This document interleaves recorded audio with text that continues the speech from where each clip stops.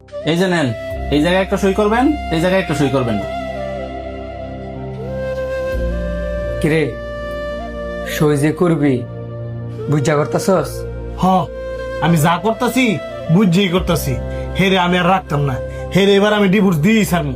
আর তোরা লইছি তুই সাক্ষী দিবি। বন্ধুত্বের খাতিরে না হয় সাক্ষী দিলাম, কিন্তু আরেকবার চিন্তা করে দেখ, তোর কিন্তু একটা মেয়ে আছে। আমার মেয়ে আছে তাতে কি?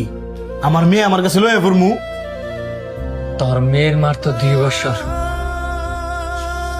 আর তুই তার মার কাছে থেকে তারে আলাদা করে দিবি? তার কি মা দরকার না? আমার মেয়ের যদি মা দরকার হয়, প্রয়োজন হইলে নতুন আরেকটা বিয়ে কইরা নতুন মাইনা দিমু, তারপরে হেরে রাখতাম না। ডিভোর্স তাইলে তুই দিয়ে দিবি? ডিভোর্স দেওয়ার আগে তাইলে আমার কটা কথা শোন, যে কথাগুলো আমি আজ পর্যন্ত কারো কাছে কই নাই। তোর আবার কি কথা ক? তুই যদি তোর বউরে ডিভোর্স দিয়া তোর মায়ের লেগে যদি আরেকটা মানুষ, তোর কি মনে হয়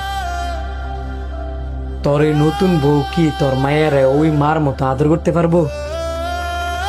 অবশ্যই না।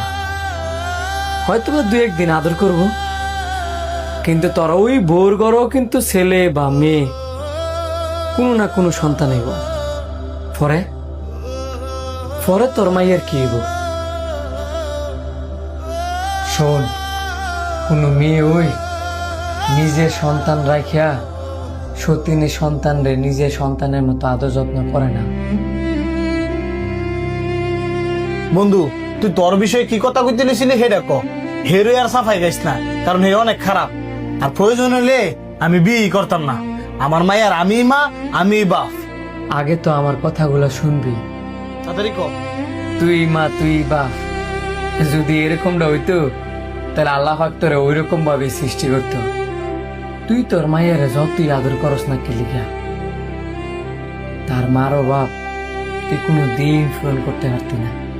তেমনি তোর বউ তোর মায়ের যতই আদর করুক না কি লিখা, তার বাবারও বাপ তোর বউ জীবনও পূরণ করতে পারত না। একটা সন্তানের বাবা যেমন প্রয়োজন, মাও তেমন প্রয়োজন।